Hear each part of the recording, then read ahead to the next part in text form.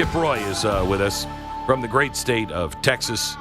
Chip is a congressman, and welcome to the program. How are you, Chip? Well, Glenn, I'm, just continuing to work through and trying to deliver for the American people, but it's getting hard. I'm with you. I'm tired of this bill right now. Yeah, you're living the dream, brother. You are just living. Who doesn't want your job? My gosh, what a glorious, glorious, fun-filled life you must live. Tell me. There's no sarcasm at all in what you're just saying. None at all. Tell me, has this thing gotten better or worse? Unfortunately, Glenn, I believe it's gotten worse. Now, we've not seen the final product out of the Senate. We don't have the text. We've got to review it. I try to be level-headed through these things. I have enormously strong and good friends in the administration who, in good faith, want to see this pass, just as you do, just as I do, just as the American people do. They want to see us move forward legislation to make tax cuts permanent, to deliver on the border funding that we need. You know, Stephen Miller's a longtime friend I've known for 25 years. Russ Vought is a longtime friend I've known for 25 years. We've been working together in the trenches for as long as I can remember. We all want to deliver. The problem is the swamp is going to swamp. And right now we have a bill that, in my estimation, violates the House framework, but more importantly, would add significantly to the deficits. Now, we have differing views. More than it did. More than it did, right? By quite a bit, in my view. And look, there's going to be a debate about this, about tax cuts and revenues and all this stuff. And I get it. Baselines, CBO, all these different things.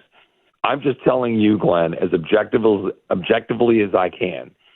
I look at the math, and I look at how you factor in economic growth, which I'm doing, factor in revenues and expenditures, and what we're doing on mandatory spending, which is not enough. The fact that we're only repealing half of the Green New Scam, if we're lucky. The fact that we're continuing to allow Medicaid to go to illegals because of some arcane Senate rules.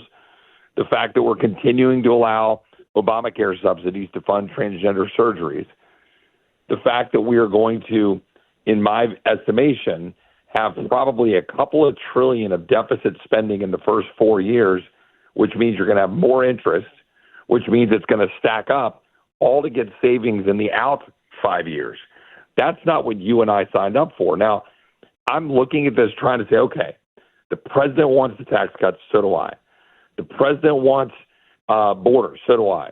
I think the president wants us to repeal the entirety of the Green New Scam. I think the president wants us to get good reforms. Be careful, handle Medicaid appropriately and all of that for our American citizens that are vulnerable or depend on it. But we haven't delivered because the Senate has a bunch of people in it who don't want to deliver, and they're hiding behind the parliamentarian, and they're delivering us a subpar product that I didn't come to Washington to sign up for, Glenn. All right, so let me ask you this. They're hiding behind the parliamentarian. Is that, I mean, they say there was a change in the bill because the Medicare paid to illegals, and the parliamentarian said you got to keep it in there, some arcane, rule or what. Couldn't the Senate Republicans just ignore that? Is it fair to what? They could overrule the parliamentarian. They could make a choice if they wanted to do so. Now, then they'll say, well, some of these things take 60 votes and so forth. If they want to address this, they can address it. But the real issue here is that behind closed doors, what you know is that there are senators who don't want to make the reforms, don't want to make the changes. They're making their own policy choices based on what they want, right? You've got Lisa Murkowski right now. Instead of wanting to reform Medicaid, she wants to get a special carve-out for additional spending for people in Alaska. You've got, Tillis, you've got others. They want us to go the wrong direction when it comes to Medicaid reform. And Glenn, I got to be honest, how many times have you and I been on the phone over the last decade talking about shutdown fights on discretionary spending, like every 2 years? Oh, I know. Countless times. Every time we have one of those fights, the people in this town say, Chip, you need to shut up because the real problem is mandatory spending. It's Medicare, Social Security, Medicaid. It's not fighting over all this stuff. You're wasting our time. I didn't think it was a waste of our time. I didn't think we should be funding weaponized government. I didn't think we should continue to jack up spending for the alphabet soup of regulations killing America.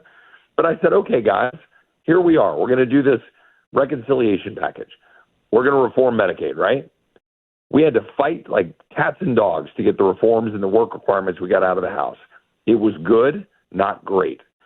The Senate, now they're working through it, and they're fighting every inch. And it got actually a little better in certain respects thanks to Rick Scott. He's been fighting hard, Mike Lee, Ron Johnson. We got a little bit more on what's called provider taxes. But overall, we're not meeting the moment. We're not getting enough Medicaid reform.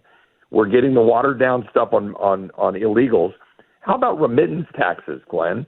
We passed a measure in the House to tax money going from America, from people here illegally, back to their home countries. The Senate watered it down and got rid of like 2/3 of it. It's crazy. Why? Because they don't like the policies, Glenn. Because here's the thing. There were banks, who came in and said, guys, this would be really hard on us if we had to enforce this policy of money flowing from our banks and institutions to Mexico and to, Colombia and places. We really need to carve out so that banks aren't going to be attacked by this. And then they said, but it would be way too burdensome on the people who come here and they're honest and they're working hard and they want to send money to their families. Look, you and I both have the hardest people of faith who want to say, hey, I get it. You got an honest person here who's following the law. They came here legally. They want to send money back home to their country. They can still do that. They can still find a way to do that. But we're taxing. And the Senate said, no, we're not going to do it. But the biggest thing at the end of the day, deficits go up, and I didn't sign up for deficits to go up. We're not doing. So you're not going to vote for this. You're not voting for this. Right? I cannot vote for this as it's currently structured.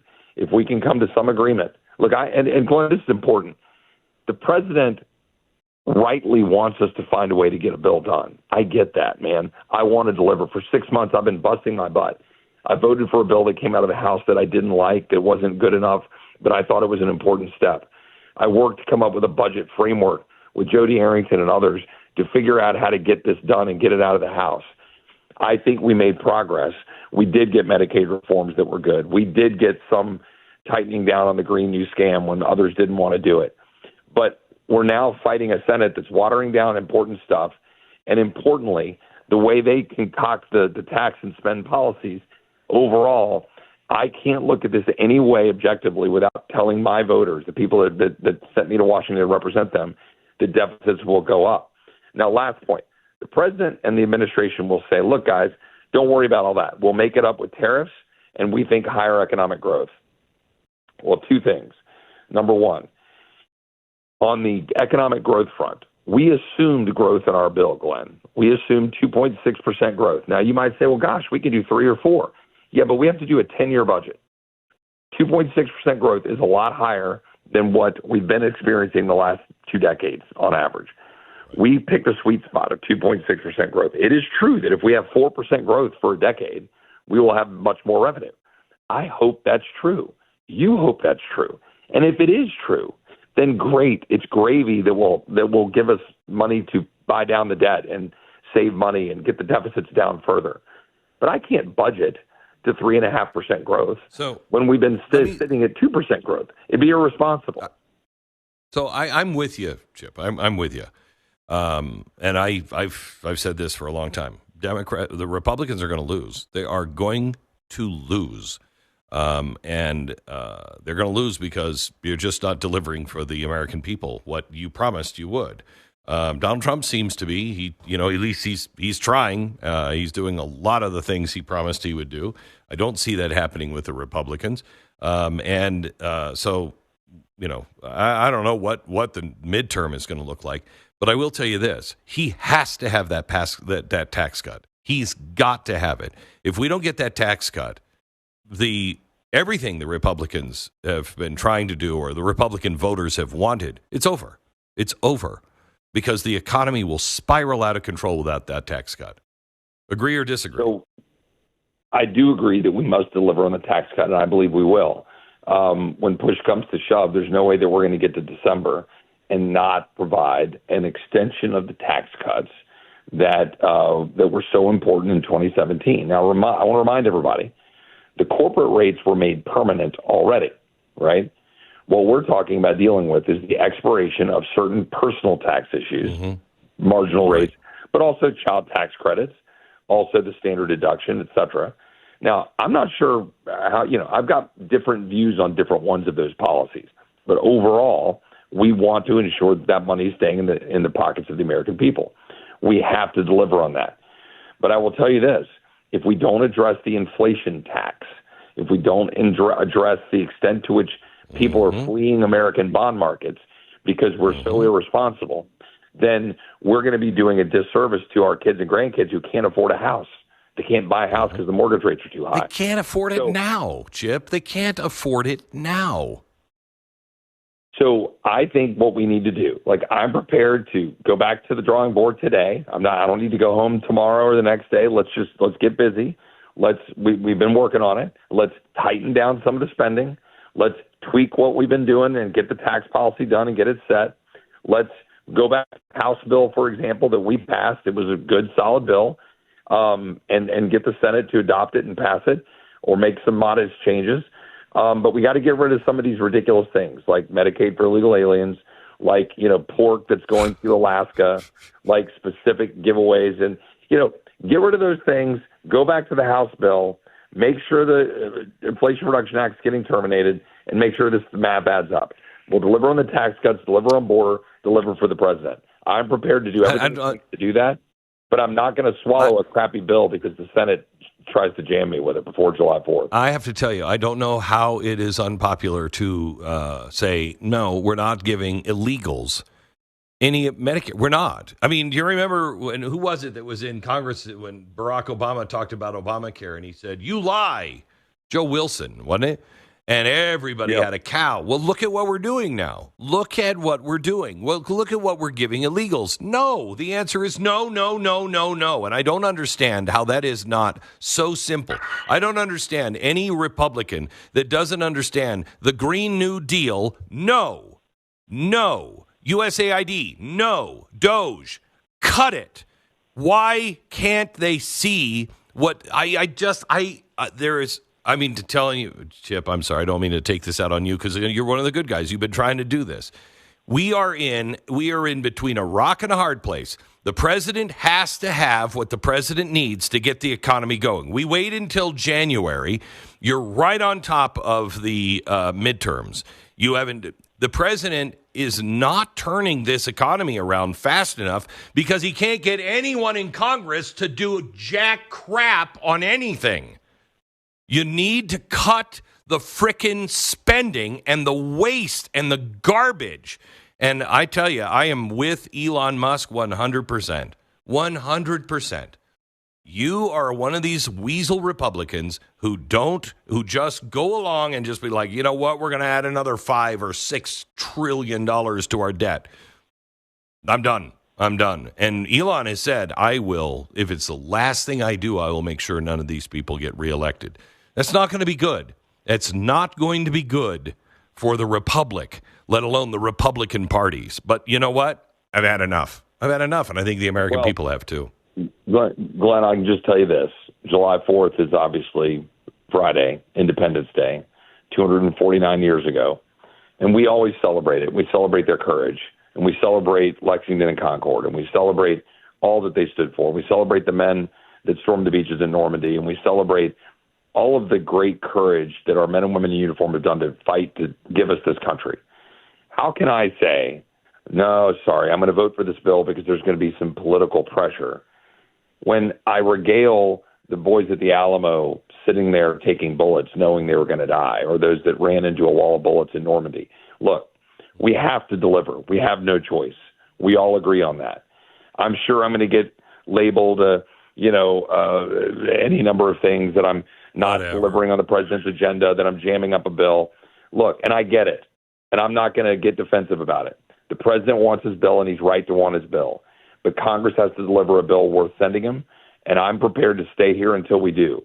But I'm not going to vote for a bill because I'm being told I have to, because a bunch of frickin' losers who are swamp creatures who want pork and giveaways and don't have the cojones to stand up and deliver for the American people and to actually reduce spending and not hide behind parliamentarians, not hide behind tax cuts.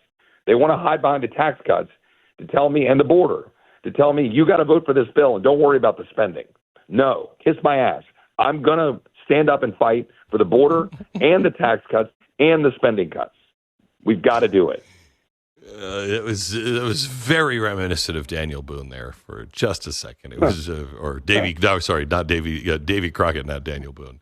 So thank you for that, Chip. God bless. Have a great holiday. Stand firm in what you believe in, and just keep fight. I appreciate the attitude that you have towards the president. Give the president what he needs. Fight for the president what he's asking for. But you got to fight the swamp at the same time. Have to. Thank you, Chip.